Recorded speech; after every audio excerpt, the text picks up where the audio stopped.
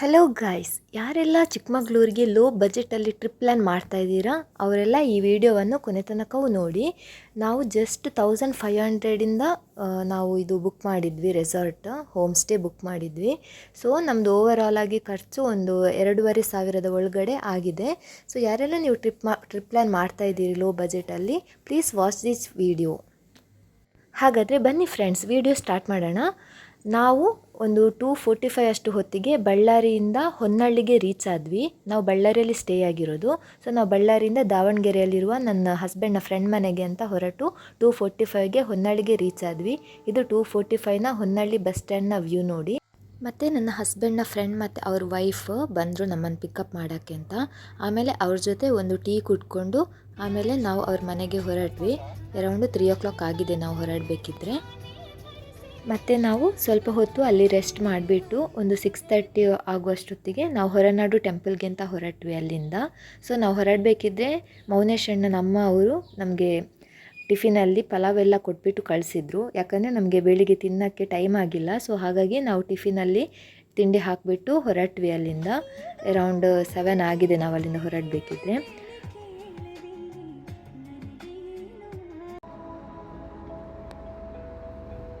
ಮತ್ತು ಒಂದು 9:30 ಅಷ್ಟೊತ್ತಿಗೆ ನಾವು ಕಾರಲ್ಲಿ ಬರಬೇಕಿದ್ರೆ ರೋಡ್ ಸೈಡ್ ಒಂದು ಗುಡಿ ಇತ್ತು, ಸಣ್ಣ ಗುಡಿ ಇತ್ತು. ಸೊ ಹಾಗಾಗಿ ನಾವಲ್ಲಿ ಕಾರ್ ನಿಲ್ಲಿಸಿ ಬ್ರೇಕ್ಫಾಸ್ಟ್ ಮಾಡೋಣ ಅಂತ ಕೂತ್ವಿ.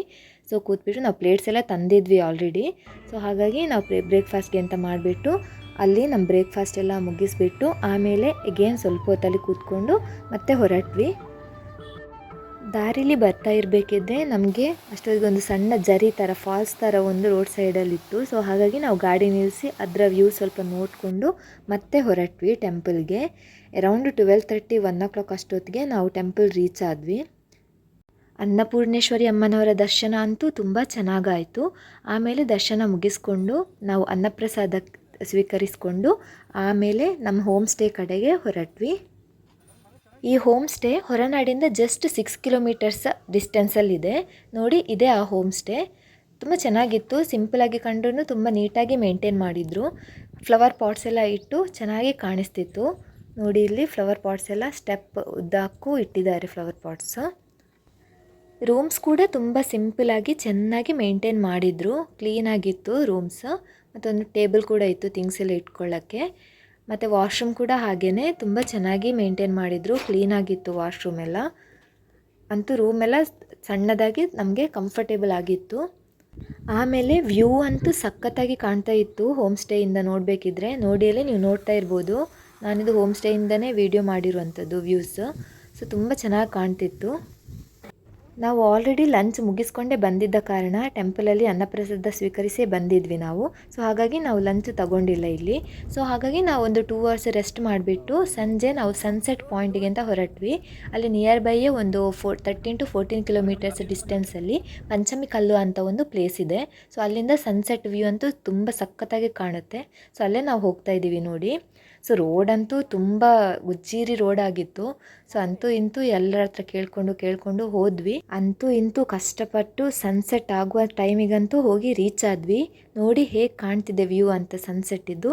ತುಂಬ ಚೆನ್ನಾಗಿ ಕಾಣುತ್ತೆ ಅಲ್ಲಿ ಹೋಗಿ ನೋಡಬೇಕಿದ್ರೆ ನೋಡಿ. ಇಲ್ಲಿ ತುಂಬ ಚೆನ್ನಾಗಿತ್ತು ಅಂತೂ ಸನ್ಸೆಟ್ ವ್ಯೂ ಅಂತೂ ನಾವು ಎಂಜಾಯ್ ಮಾಡಿದ್ವಿ. ಆಮೇಲೆ ಅಲ್ಲೊಂದು ಸೆಲ್ಫಿ ತಗೊಂಡು ಮತ್ತೆ ಹೊರಟ್ವಿ ಹೋಮ್ ಸ್ಟೇ ಕಡೆಗೆ. 7:15 ಅಷ್ಟೊತ್ತಿಗೆ ನಾವು ರೀಚ್ ಆದ್ವಿ ಹೋಮ್ ಸ್ಟೇ. ಮತ್ತು ಅಲ್ಲಿ ಒಂದು ಸ್ವಲ್ಪ ಫೋಟೋಸ್ ಎಲ್ಲ ವೀಡಿಯೋಸ್ ಎಲ್ಲ ಮಾಡಿಬಿಟ್ಟು ನೋಡಿ ಈ ಥರ ಎಲ್ಲ ಫೆಸಿಲಿಟಿ ಇದೆ ಆ ಹೋಮ್ ಸ್ಟೇಯಲ್ಲಿ. ಮೇಲ್ಗಡೆ ಕೂತ್ಕೊಂಡೆಲ್ಲ ಸ್ವಲ್ಪ ಹೊತ್ತು ರೆಸ್ಟ್ ಎಲ್ಲ ಮಾಡ್ಬೋದು, ವ್ಯೂ ಎಲ್ಲ ಚೆನ್ನಾಗಿ ಕಾಣುತ್ತೆ ಮೇಲ್ಗಡೆ ಕೂತ್ಕೊಂಡಿದ್ರೆ. ಮತ್ತು ಇದು ಅಲ್ಲೇ ನಮಗೆ ಫುಡ್ಡೆಲ್ಲ ಪ್ರೊವೈಡ್ ಮಾಡ್ತಾರೆ. ಮತ್ತೊಂದು ಸಣ್ಣ ಶಾಪ್ ಕೂಡ ಇದೆ, ನಮಗೆ ಬೇಕಾದ ಅಗತ್ಯ ಐಟಮ್ಸ್ಗಳೆಲ್ಲ ತಗೊಳ್ಳೋಕ್ಕೆ. ಸೋಪ್, ಟೂತ್ಪೇಸ್ಟ್ ಎಲ್ಲ ಅಲ್ಲೇ ಸಿಗುತ್ತೆ, ನಮಗೆ ಏನೂ ಪ್ರಾಬ್ಲಮ್ ಆಗೋಲ್ಲ. ಮತ್ತು ನಮಗೆ ಈವ್ನಿಂಗ್ ಸ್ನ್ಯಾಕ್ಸ್ ಕೊಟ್ಟರು. ಟೀ ಜೊತೆಗೆ ಪೊಟ್ಯಾಟೊ ಬಜ್ಜಿ ಮತ್ತು ನೀರುಳ್ಳಿ ಬಜ್ಜಿ ಇತ್ತು, ಮತ್ತು ಟೀ ಇತ್ತು. ತುಂಬ ಚೆನ್ನಾಗಿತ್ತು ಸ್ನ್ಯಾಕ್ಸ್ ಅಂತೂ. ಮತ್ತು ನಾವು ಮೈಕೆಲ್ಲ ಇತ್ತು. ಸೊ ಮೈಕಲ್ಲೆಲ್ಲ ಸ್ವಲ್ಪ ಹಾಡೆಲ್ಲ ಹೇಳಿಬಿಟ್ಟು ಎಂಜಾಯ್ ಮಾಡಿದ್ವಿ ಸ್ವಲ್ಪ ಹೊತ್ತು.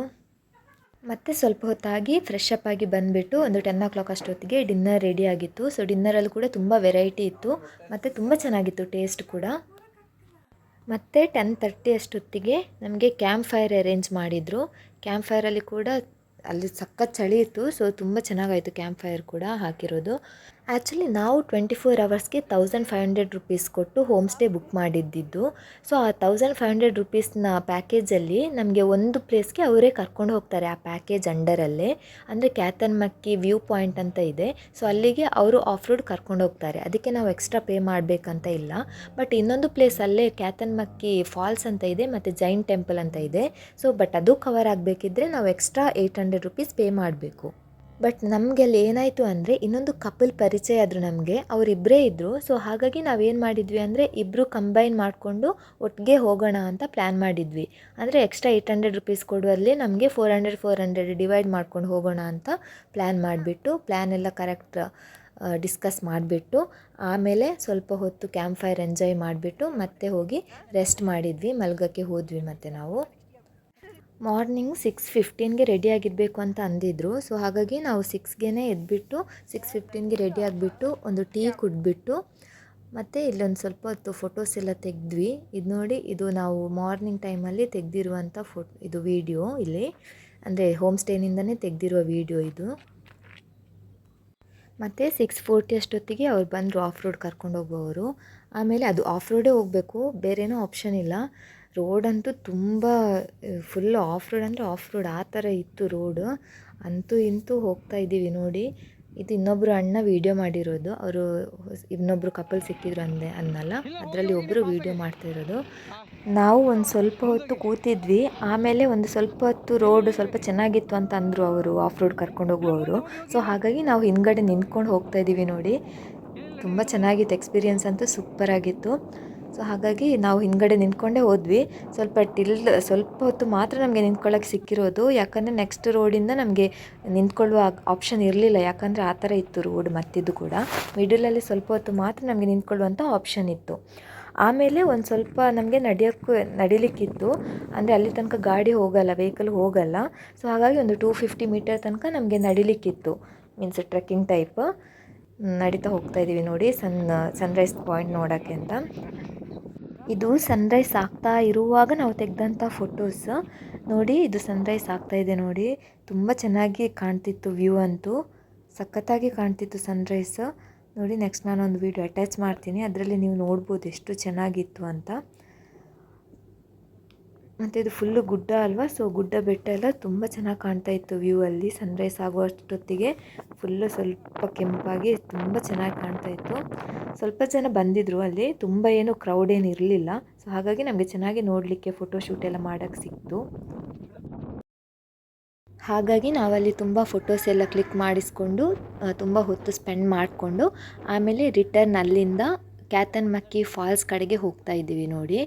ಸೊ ಅಲ್ಲಿದ್ದು ರೂಟಂತೂ ತುಂಬ ಹಾರಿಬಲ್ ಇತ್ತು. ಸೊ ಅಂದರೆ ತುಂಬ ಕಷ್ಟಪಟ್ಟು ಹತ್ತಬೇಕಿತ್ತು. ಒಂದು ಮಿನಿ ಟ್ರೆಕ್ಕಿಂಗ್ ಟೈಪೇ ಆಯಿತು ನಮಗೆ ಅದು. ಸೊ ಆ ಪ್ಲೇಸ್ ಅಂತೂ ಸಖತ್ತಾಗಿತ್ತು ನೋಡಿ. ಇಲ್ಲಿ ನೀವು ವ್ಯೂ ಕೂಡ ನೋಡ್ತಾ ಇರ್ಬೋದು, ತುಂಬ ಚೆನ್ನಾಗಿತ್ತು ವ್ಯೂ. ಅಂತೂ ಕಷ್ಟಪಟ್ಟು ಹೋಗ್ತಾ ಇದ್ದೀವಿ ನೋಡಿ. ಅದು ನಮ್ಮದು ಜೀಪ್ ಡ್ರೈವರ್ ಇದ್ದಾರಲ್ಲ, ಆಫ್ ರೋಡ್ ಕರ್ಕೊಂಡು ಹೋದವರು, ಅವರಿಗಂತೂ ಫುಲ್ ಅಭ್ಯಾಸ ಆಗಿತ್ತಲ್ವ. ಸೊ ಹಾಗಾಗಿ ಅವರು ಆರಾಮ್ಸೆ ಹೋಗ್ತಾಯಿದ್ರು ನೋಡಿ ಕೆಳಗಡೆ. ನಾವಂತೂ ತುಂಬ ಗ್ಯಾಪಲ್ಲಿ ಇದ್ವಿ.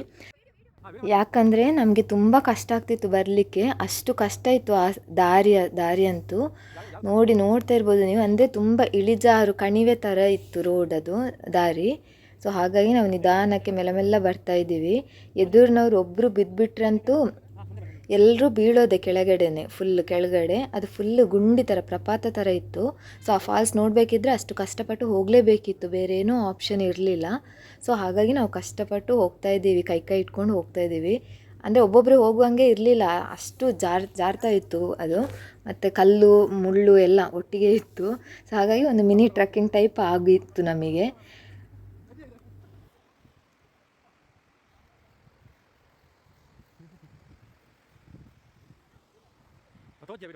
ಅಂತೂ ಇಂತೂ ಬಂದು ಫಾಲ್ಸ್ ತಲುಪಿದ್ವಿ ನೋಡಿ. ನೀವು ನೋಡ್ತಾ ಇರ್ಬೋದು, ನಾವಿದು ಹೋಗ್ತಾ ಇರುವಾಗ ತೆಗೆದಿದ್ದು ವೀಡಿಯೋ ನೋಡಿ. ಫಾಲ್ಸ್ ಕಾಣ್ತಾ ಇದೆ ಅಲ್ವಾ. ಸೊ ಅದು ತಲುಪಿದ್ವಿ ನಾವು ಅಲ್ಲಿಗೆ.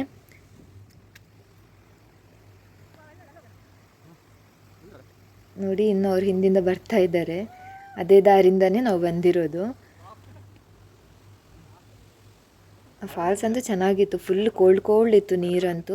ಅಂದರೆ ಬೆಳಿಗ್ಗೆ ಬೇಗ ಹೋಗಿದ್ವಲ್ಲ, ಸೊ ಹಾಗಾಗಿ ಫುಲ್ಲು ಇನ್ನೂ ಬಿಸಿಲು ಬಂದಿರಲಿಲ್ಲ. ಆ ಟೈಮಿಗೆ ಹೋದ ಕಾರಣ ಫುಲ್ಲು ಕೋಲ್ಡ್ ಆಗಿತ್ತು ನೀರು ಫುಲ್ಲು. ತುಂಬ ಖುಷಿ ಆಯಿತು. ಅಲ್ಲೂ ಸ್ವಲ್ಪ ಫೋಟೋಶೂಟ್ ಎಲ್ಲ ಮಾಡ್ಕೊಂಡ್ವಿ. ಆಮೇಲೆ ರಿಟರ್ನ್ ಹೋಗ್ತಾ ಇದ್ದೀವಿ ನೋಡಿ.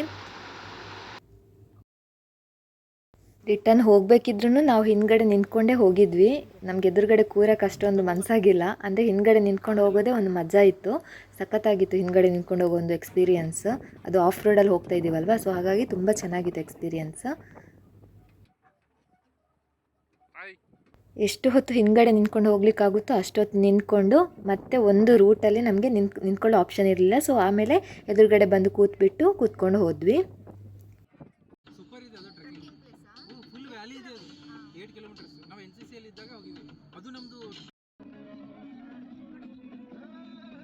ಮತ್ತು ಅಲ್ಲೇ ದಾರಿಲೇ ಹೋಗ್ತಾ ಇರಬೇಕಿದ್ರೇ ಈ ಟೆಂಪಲ್ ಸಿಗುತ್ತೆ. ಇದು ಜೈನ್ ಟೆಂಪಲ್ ಅಂತ, ಕ್ಯಾತನ್ಮಕ್ಕಿನಲ್ಲೇ ಇರುವಂಥದ್ದು ಇದು. ಇದೊಂದು ಸಿಂಪಲಾಗಿ ಚೆನ್ನಾಗಿತ್ತು ಟೆಂಪಲ್. ಸೊ ಅದನ್ನೆಲ್ಲ ನೋಡಿಕೊಂಡು ಅಲ್ಲೂ ಒಂದು ಫೋಟೋ ಎಲ್ಲ ತೆಗೆಸ್ಕೊಂಡು ಮತ್ತೆ ರಿಟರ್ನ್ ಹೊರಟ್ವಿ. ಮತ್ತು ದಾರೀಲಿ ಬರ್ತಾ ಇರಬೇಕಿದ್ರೆ ಇದೊಂದು ಫೋಟೋಶೂಟ್ಗೆ ಜಾಗ ಸಿಕ್ತು. ಸೊ ಅಲ್ಲಿ ಹೋಗ್ಬಿಟ್ಟು ಸ್ವಲ್ಪ ಫೋಟೋಸ್ ಎಲ್ಲ ತೆಗೆಸ್ಕೊಂಡು ಆಮೇಲೆ ಅಲ್ಲಿಂದ ಕೆಳಗಡೆ ಬರಬೇಕಿದ್ರೆ ಈ ನಾಯಿ ಸಿಕ್ತು ನಮಗೆ. ಸೊ ಈ ನಾಯಿಗೆ ಅಲ್ಲೇ ಪಕ್ಕದಲ್ಲಿ ಒಂದು ಶಾಪ್ ಇತ್ತು. ಸೊ ಅಲ್ಲಿಂದ ಬಿಸ್ಕೆಟ್ ತಗೊಂಡು ನಾವು ತಿಂದು ನಾಯಿಗೂ ಸ್ವಲ್ಪ ಹಾಕಿಬಿಟ್ಟು ಮತ್ತೆ ಹೊರಟ್ವಿ. ನಾವು ಒಂದು 10-15 ಅಷ್ಟು ಹೊತ್ತಿಗೆ ನಮ್ಮ ಹೋಮ್ ಸ್ಟೇ ರೀಚ್ ಆದ್ವಿ. ಅಲ್ಲಿ ಬಿಸಿ ಬಿಸಿ ಬ್ರೇಕ್ಫಾಸ್ಟ್ ರೆಡಿ ಮಾಡಿದರು. ಟೀ ಜೊತೆಗೆ ಬೇರೆ ಬೇರೆ ವೆರೈಟಿ ಆಫ್ ಐಟಮ್ಸ್ ಇತ್ತು ಬ್ರೇಕ್ಫಾಸ್ಟಿಗೆ. ನೀವು ನೋಡ್ತಾ ಇರ್ಬೋದು. ಟೊಮೆಟೊ ಬಾತ್ ಇತ್ತು, ಮತ್ತು ನೀರು ದೋಸೆ ಇತ್ತು, ಮತ್ತು ರೌಂಡ್ ಬಾಲ್ ಅಂದರೆ ಕಡುಬು ಇತ್ತು, ಮತ್ತು ಸಾಂಬಾರು ಮತ್ತು ಚಟ್ನಿ. ಅಷ್ಟು ಐಟಮ್ಸ್ ಇತ್ತು ನಮಗೆ ಅಲ್ಲಿ. ತುಂಬ ಚೆನ್ನಾಗಿತ್ತು ಟೇಸ್ಟ್. ಎಲ್ಲರೂ ಚೆನ್ನಾಗಿ ಬ್ರೇಕ್ಫಾಸ್ಟ್ ಮಾಡಿಕೊಂಡು ಅಲ್ಲೇ ಸ್ವಲ್ಪ ಹೊತ್ತು ಆ ಕಡೆ ಈ ಕಡೆ ಟೈಮ್ ಸ್ಪೆಂಡ್ ಮಾಡಿದ್ವಿ ಹೋಮ್ ಸ್ಟೇಯಲ್ಲೇ. ನೋಡಿ, ಇದು ಕ್ಯಾತನ್ಮಕ್ಕಿ ನೇಚರ್ ಸ್ಟೇ. ನಾವು ಸ್ಟೇ ಮಾಡಿರುವಂಥ ಹೋಮ್ ಸ್ಟೇ ಇತ್ತಲ್ವ, ಸೊ ಅಲ್ಲಿಂದ ಬೇರೆ ಬೇರೆ ಪ್ಲೇಸಸ್ಸಿಗೆ ಅಲ್ಲಿಂದ ಅಷ್ಟಷ್ಟೇ ಕಿಲೋಮೀಟರ್ಸ್ ಡಿಸ್ಟೆನ್ಸಲ್ಲೇ ಬೇರೆ ಬೇರೆ ಪ್ಲೇಸಸನ್ನು ನಾವು ಕವರ್ ಮಾಡ್ಕೋಬೋದು. ಬಟ್ ಅದು ಪ್ಯಾಕೇಜಲ್ಲಿ ಕವರ್ ಆಗಲ್ಲ, ನಾವೇ ಓನಾಗಿ ಹೋಗ್ಬೋದು.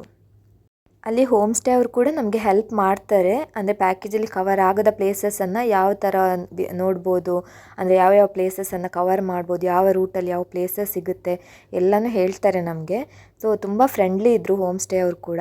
ಸೊ ಹಾಗಾಗಿ ನಮಗೆ ತುಂಬ ಖುಷಿ ಆಯಿತು. ಸೊ ಅವ್ರ ಹತ್ರನೂ ಸ್ವಲ್ಪ ಮಾತಾಡಿಬಿಟ್ಟು ಟೈಮ್ ಸ್ಪೆಂಡ್ ಮಾಡಿಬಿಟ್ಟು ಸ್ವಲ್ಪ ಲಾಸ್ಟ್ ಫೋಟೋಶೂಟ್ ಎಲ್ಲ ಮಾಡಿಕೊಂಡು ಮತ್ತೆ ನಮ್ಮ ಜರ್ನಿ ಸ್ಟಾರ್ಟ್ ಆಯಿತು.